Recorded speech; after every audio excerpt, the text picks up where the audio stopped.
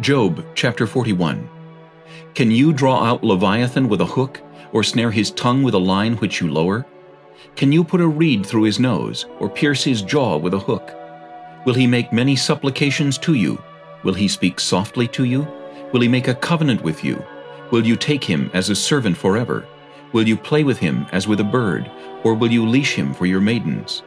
Will your companions make a banquet of him? Will they apportion him among the merchants? Can you fill his skin with harpoons, or his head with fishing spears? Lay your hand on him, remember the battle, never do it again. Indeed, any hope of overcoming him is false.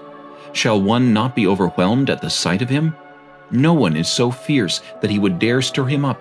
Who then is able to stand against me?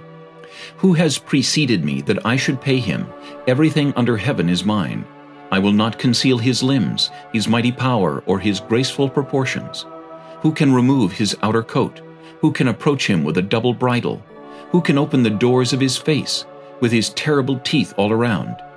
His rows of scales are his pride, shut up tightly as with a seal. One is so near another that no air can come between them.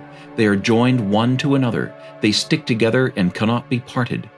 His sneezings flash forth light, and his eyes are like the eyelids of the morning. Out of his mouth go burning lights, sparks of fire shoot out. Smoke goes out of his nostrils, as from a boiling pot and burning rushes. His breath kindles coals, and a flame goes out of his mouth. Strength dwells in his neck, and sorrow dances before him. The folds of his flesh are joined together. They are firm on him and cannot be moved. His heart is as hard as stone, even as hard as the lower millstone. When he raises himself up, the mighty are afraid.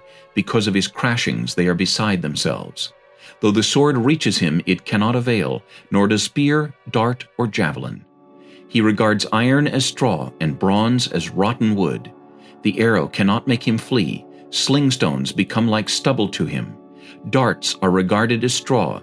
He laughs at the threat of javelins. His undersides are like sharp potsherds. He spreads pointed marks in the mire. He makes the deep boil like a pot. He makes the sea like a pot of ointment. He leaves a shining wake behind him. One would think the deep had white hair. On earth there is nothing like him, which is made without fear. He beholds every high thing. He is king over all the children of pride.